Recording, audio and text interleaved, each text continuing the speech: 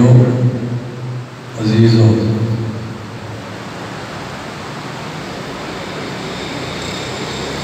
تقریر کا موضوع ہے ماہ رمضان المبارک۔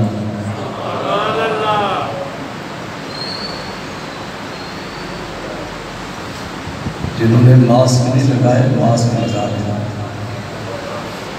نماز کے دوران ماسک اتار دیں، نماز سے پہلے اور نماز کے بعد ماسک لگا کے رکھیں۔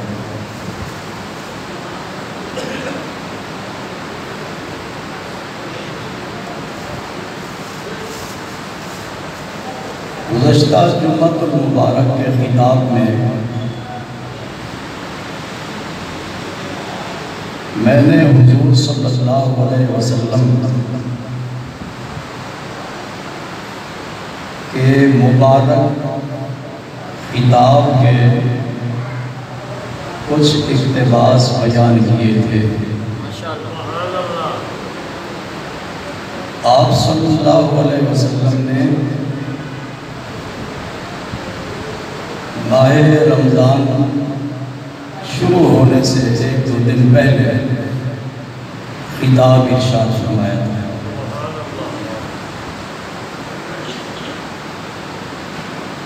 آپ کا وہ خطاب حدیث کی کتابوں میں موجود ہے۔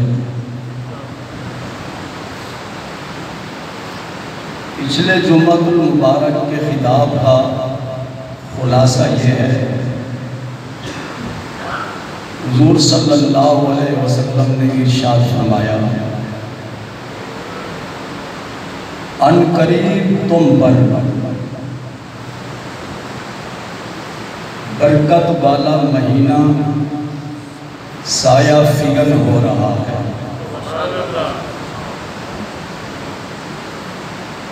اور وہ مہینہ برکت والا بھی ہے اور عظمت والا بھی ہے۔ اس مہینے میں ایک رات ایسی ہے جس کی عبادت 1000 مہینے کی عبادت سے بہت بہتر ہے۔ ایک رات کی عبادت، اس کا ثواب 1000 مہینے کی عبادت سے بہتر ہے۔ 1000 مہینہ کتنے سال ہوتے ہیں؟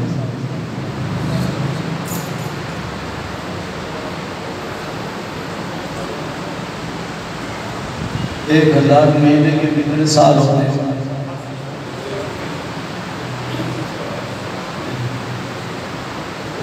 جو MBA جنہوں نے کیا ہوا ہے حساب جانتے ہیں، حساب لگا کہ مجھے بعد میں بتا دینا وقت نہ ضائع۔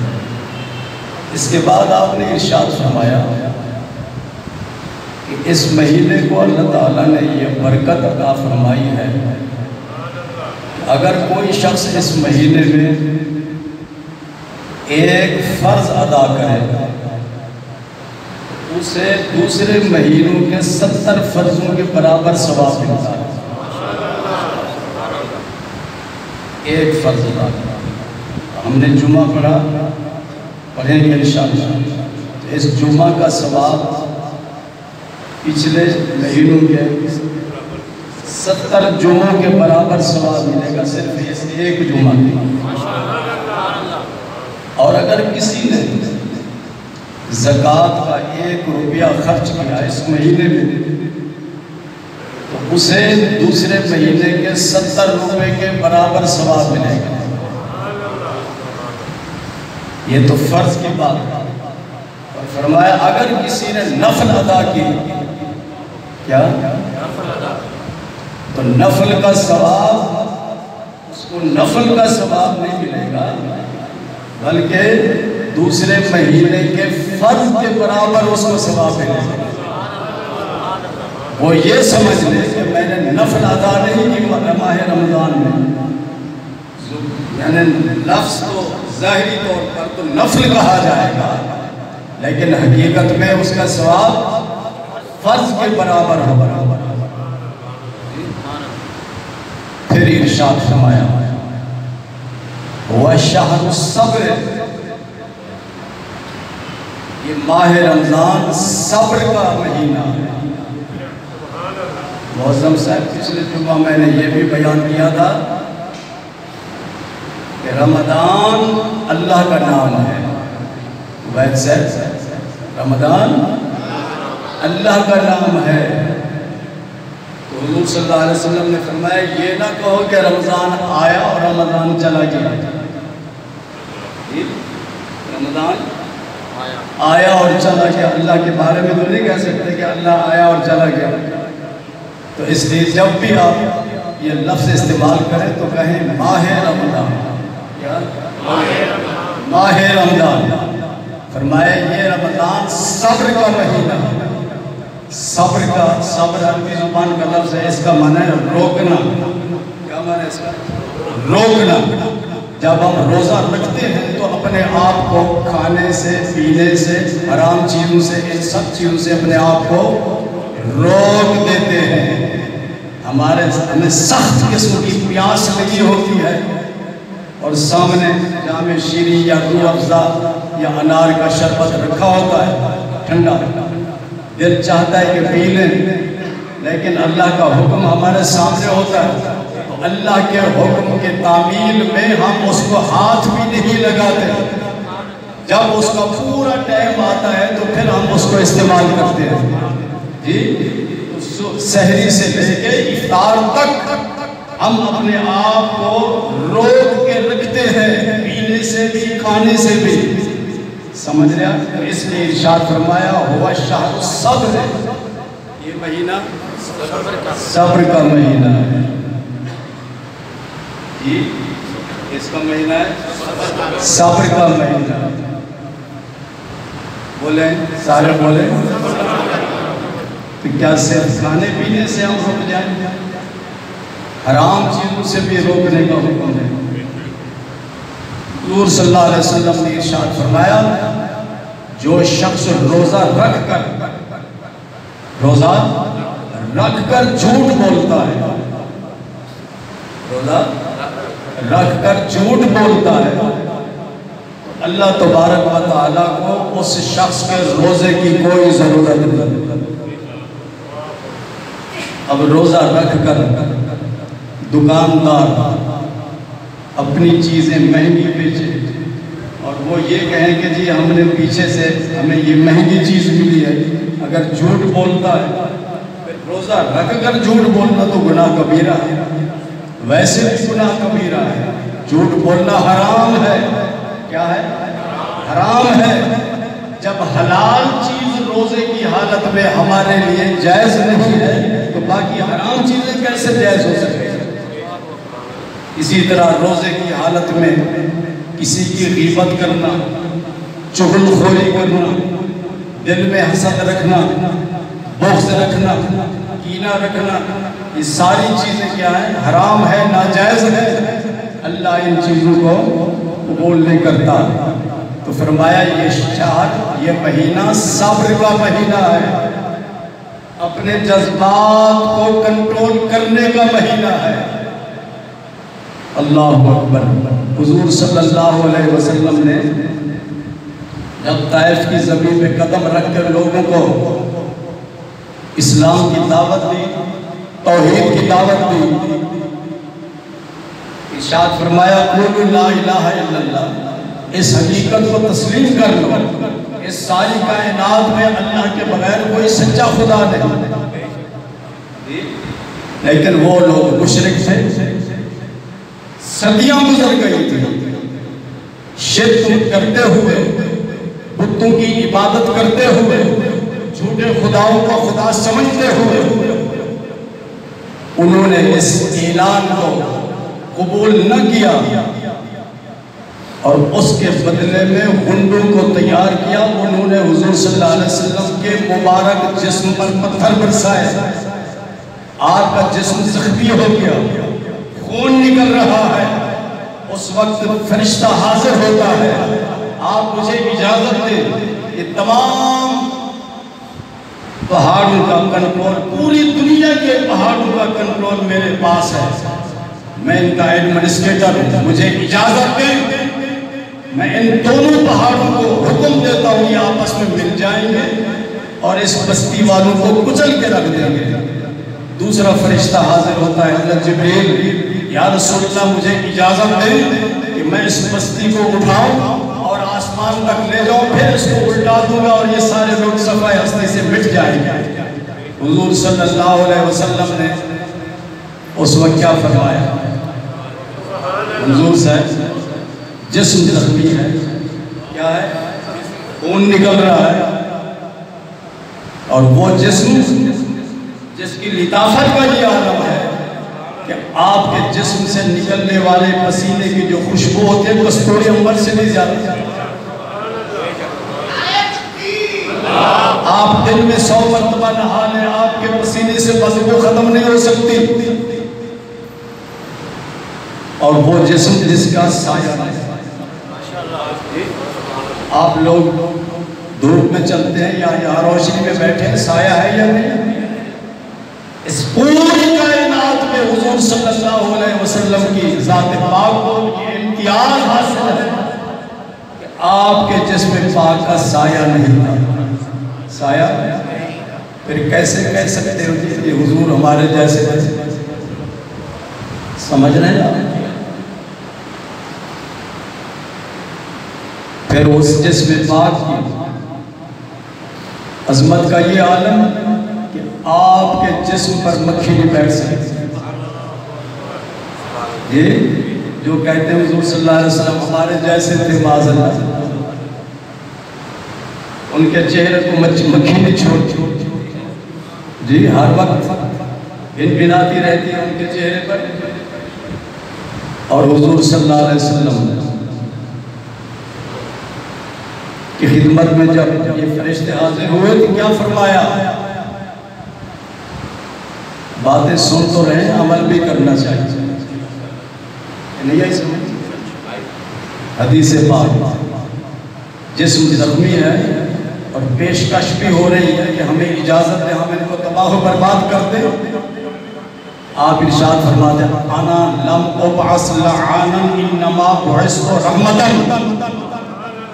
اللہ نے مجھے عذاب کے لیے نہیں بھیجا، اللہ نے مجھے ساری کائنات کے لیے رحمت بنا کر بھیجا ہے۔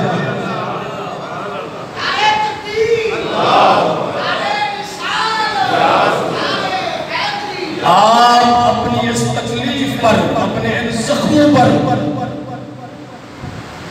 صبر کرتے ہوئے واپس مکہ مکرمہ پہنچے۔ اگر آپ چاہتے تو وہ برباد ہو جاتے ہیں، بولو وہاں تو تلواریں استعمال کرنے کی ضرورت نہیں تھی، آپ کے ساتھ خاندان کے لوگ بھی نہیں تھے، صحابہ بھی ساتھ نہیں تھے کہ جہاد کرتے ان لوگوں کے خلاف کہ انہوں نے اتنی بدتمیزی کی اور گستاخی اور بے ادبی کی۔ وہ تو فرشتے اجازت طلب کر رہے ہیں، لیکن آپ فرماتے نہیں، میں اپنی ذات کے لیے کسی سے بدلہ نہیں لیتا، میں ان کو معاف کرتا ہوں۔ واپس تشریف لائے مکہ میں، صبر کیا نا اپنی تکلیف پر، اپنے درد پر، دکھ پر صبر کیا۔ رب کائنات نے اسی وقت جبریل علیہ السلام کو بھیجا۔ جبریل جا کر میرے محبوب سے کہو ان اللہ اشتاق الی لقائک یا رسول اللہ، پیارے میں چاہتا ہوں، میں چاہتا ہوں کہ آپ میرے پاس آئیں اور میرا دیدار کریں۔ حضرت موسیٰ علیہ السلام نے 9 مرتبہ، ایک دفعہ نہیں 2 دفعہ نہیں، حضرت موسیٰ کا لقب کیا ہے؟ کلیم اللہ، بولے کلیم اللہ کا معنی ہے اللہ سے باتیں کرنے والے، اللہ سے، وہ اللہ سے ہم کلام ہوتے تھے۔ عرض کرتے ہیں یا اللہ میں آپ میرے ساتھ ہم کلام ہوتے ہیں، میں آپ کے ساتھ ہم کلام ہوتا ہوں، مجھے ذرا دیدار تو کروا دیں، زیارت تو کروا دیں۔ اللہ تعالیٰ نے ارشاد فرمایا لن ترانی، ہرگز تو مجھے نہیں دیکھ سکتا۔ ایک دفعہ نہیں صحیح صاحب، 2 دفعہ نہیں، 3 دفعہ نہیں، 9 دفعہ، 9 مرتبہ عرض کی اور اللہ نے فرمایا لن ترانی، ہرگز تو مجھے نہیں دیکھ سکتا. اور ادھر سرکار نے صبر کا مظاہرہ کیا تو صبر کے بدلے میں رب نے ان کو کیا اجر دیا؟ ارشاد فرمایا میرے پاس آؤ اور میرا دیدار کرو. میں چاہتا ہوں کہ آپ آئیں اور میرا دیدار کریں. رب نے صبر کے بدلے میں آپ کو اتنا بڑا عظیم الشان تحفہ عطا فرمایا کہ حضرت موسیٰ علیہ السلام زیارت نہ کر سکے، رب نے اپنا دیدار کروا دیا. فرمایا ماہ رمضان صبر کا مہینہ. کیا ہے؟ صبر کا مہینہ. اس کے بعد کیا فرمایا؟ اس کے بعد ارشاد فرمایا شہر المواسات. کیا؟ ہمدردی کا مہینہ. کیا ہے؟ ہمدردی کا مہینہ ہے. ایک دوسرے کے ساتھ ہمدردی کرو. امیر کو چاہیے غریب آدمی کے ساتھ ہمدردی کرے، اس کی ضروریات کو پورا کرے. دکاندار کو چاہیے کہ اپنے کلائنٹ سے ہمدردی کرے. حکومت کو چاہیے اپنے رعایا سے ہمدردی کرے. عوام کو بھی چاہیے کہ اپنے ملک اور اپنی حکومت سے ہمدردی کرے. ہمدردی کا مفہوم بہت وسیع ہے. کیا ہے؟ بہت وسیع ہے. صرف ہمدردی کا یہ مطلب نہیں ہے کہ آپ کسی کو سحری کھلا دیں یا روزہ یا افطار کروا دیں جی، یا غریب آدمی کی مدد کر لیں. یہ صرف کافی نہیں ہے. اس معاشرے میں جو شخص بھی جہاں بھی بیٹھا ہے، جو بھی ڈیوٹی اس کے ذمہ ہے، جو کام بھی اس کے ذمہ ہے، اسے چاہیے کہ اس کے اندر ہمدردی کے جذبات ہونے چاہیے. اس کو ہمدرد ہونا چاہیے. اپنے ہمسائے کے ساتھ ہمدردی کرو، اپنے ماں باپ کے ساتھ ہمدردی کرو، اپنی اولاد کے ساتھ ہمدردی کرو، اپنے کلائنٹس کے ساتھ ہمدردی کرو، اپنی رعایا کے ساتھ ہمدردی کرو، اپنے ملک کے ساتھ ہمدردی کرو. یہ ساری ہمدردی کا جو مفہوم ہے یہ بہت ہی وسیع مفہوم ہے. فرمایا شہر المواسات، صبر کا مہینہ ہے. اور جو لوگ ذخیرہ اندوزی کرتے ہیں، باقی مہینوں میں تو چیزیں سستی ہوتی ہیں اور جب ماہ رمضان آتا ہے تو چیزیں مہنگی کرتے ہیں. اور یہ جو انگریز لوگ ہیں، عیسائی ہیں، یہ کرسمس آتی ہے نا، اس پہ جہازوں کے ٹکٹ ان کے کم ہو جاتے ہیں. ٹکٹ کم ہو جاتے ہیں اور چیزیں سستی کر دیتے ہیں. اور ہمارے ہاں کیا ہوتا ہے؟ ماہ رمضان آئے یا حج کا مہینہ ہو، ٹکٹ بھی مہنگی، ویزے کی فیسیں بھی مہنگی اور چیزیں بھی مہنگی. اسلام اس چیز کی اجازت نہیں دیتا. اسلام کہتا ہے اسلام امن اور سلامتی کا دین ہے. امن. اور حضور صلی اللہ علیہ وسلم نے ارشاد فرمایا خیر الناس من ينفع الناس. تم میں سے بہترین شخص وہ ہے. تم میں سے ہم بہترین اس کو سمجھتے ہیں جس نے اچھا لباس پہنا ہو، جس کے پاس جو بہت بڑا افسر ہو، جو بہت بڑی سیٹ پہ بیٹھا ہو، جس کے پاس دولت زیادہ ہو، اس کو ہم بہترین سمجھتے ہیں. لیکن حضور صلی اللہ علیہ وسلم نے ارشاد فرمایا بہترین شخص وہ ہے جو لوگوں کو فائدہ پہنچائے. بولو بھائی، یہ حدیث یاد رہے گی. بہترین شخص وہ ہے جو لوگوں کو فائدہ پہنچائے. اور حضور صلی اللہ علیہ وسلم کی دوسری حدیث بھی یاد رکھو. ارشاد فرمایا المسلم من سلم المسلمون من لسانہ و یدہ. فرمایا مسلمان وہ ہے، بولو، جس کے ہاتھ سے اور جس کی زبان سے دوسرے مسلمان محفوظ رہے. جس کے ہاتھ سے اور جس کی زبان سے دوسرے مسلمان محفوظ رہے. سمجھ رہے ہیں؟ اللہ اکبر. یہ جو حالات پیدا ہوئے آج کل، ہمیں انتہائی افسوس ہے، ہمیں انتہائی افسوس ہے. یہ ملک ماہ رمضان میں حاصل ہوا. یہ ماہ رمضان کی 27ویں تھی. اللہ نے ہمیں اتنا بڑا ملک عطا فرمایا، اور اس کی بنیاد کیا ہے؟ لا الہ الا اللہ محمد الرسول اللہ. اور قائد اعظم سے کسی نے پوچھا رحمت اللہ علیہ کہ آپ یہ ملک حاصل کر رہے ہیں، اس ملک کا آئین دستور کیا ہوگا؟ تو حضرت قائد اعظم رحمت اللہ علیہ نے ارشاد فرمایا ہمیں اس ملک کے لیے آئین بنانے کی ضرورت نہیں ہے، 1400 سال پہلے اس کا آئین بنا ہوا ہے. حاجی رشید 1400 سال پہلے اس کا آئین بنا ہوا ہے، اور وہ آئین کیا ہے؟ قرآن اور سنت. قرآن میں اللہ تعالیٰ نے ہمیں جو دین عطا کیا اس کا نام ہے اسلام. اس کا نام کیا ہے؟ اسلام کا معنی سلامتی اور امن. اور حدیث میں کیا ہے کہ کامل مسلمان وہ ہے جس کے ہاتھ سے اور جس کی زبان سے دوسرے مسلمان محفوظ رہے. یہ حالات کیوں پیدا ہوئے؟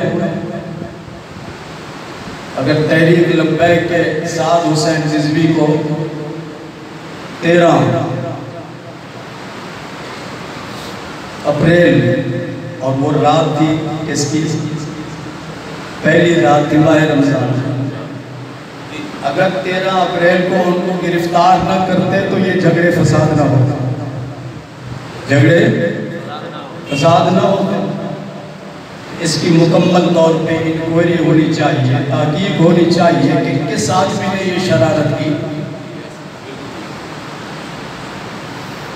اور خام خواہ کے لیے اس حکومت کے لیے پرابلم کریٹ کر دیا، مشکلات پیدا کر دیا. جس نے بھی تشدد کیا ان ہنگاموں میں، جس نے بھی تشدد کیا، نام لینے کی ضرورت نہیں ہے، ہم اس کی تائید نہیں کرتے. اس کی اسلام تشدد کی اجازت نہیں دیتا. تشدد کی پھر تو یہ کلمہ پڑھنے والے لوگ ہیں، اسلام کا نام لینے والے ہیں، اور یہ ان کو یہ ذہن میں رکھنا چاہیے کہ ہمارے ملک کے اندر دوسرے ملکوں کے ایجنٹ موجود ہیں انڈیا وغیرہ کے، جو اس ملک کے اندر انتشار اور فتنہ فساد پھیلانا چاہتے ہیں. کیا ہماری ایجنسیوں کو پتہ نہیں ہے؟ ہمیں چاہیے کہ ہم ان لوگوں کو موقع نہ دیں. کہاں لکھا ہوا ہے کہ راستے بند کر دیں، سڑکیں بند کر دیں، عوام کو مشکلات میں مبتلا کریں؟ کہاں لکھا ہوا؟ یہ تو سیاستدان کرتے ہیں یہ چیزیں. مذہبی لوگوں کو تو یہ چیزیں ٹھیک نہیں کرتے. پھر جو ان پر سختی کی گئی ہم اس کی مکمل طور پہ یہ ان کو کنڈم کرتے ہیں. تشدد کسی قسم کا ہو، کوئی بھی تشدد کرے ہم اس کو برداشت نہیں کر سکتے. اسلام اس چیز کی اجازت نہیں دیتا. میں مطالبہ کروں گا کہ اس تمام واقعات کی غیر جانبدارانہ، منصفانہ، ہائی لیول پہ انکوائری کرائی جائے کہ یہ حالات کیوں پیدا کیے گئے اور کیوں پیدا ہوئے. انکوائری مکمل کرنے کے بعد عوام کو بھی بتایا جائے، اور جو اس کا سزا مجرم ہو اس کو قرار واقعی سزا دی جائے، تاکہ آئندہ کے لیے کسی شخص کو اس قسم کے اقدامات کی جرأت نہ ہو سکے. دعا کیجئے کہ اللہ تبارک و تعالیٰ اس رحمت والے مہینے میں، اس مغفرت والے مہینے میں، جہنم سے آزادی والے مہینے میں اللہ ہمارے ملک کو ہر قسم کے فتنہ فساد سے محفوظ فرمائے. وآخر دعوانا الحمدللہ رب العالمین.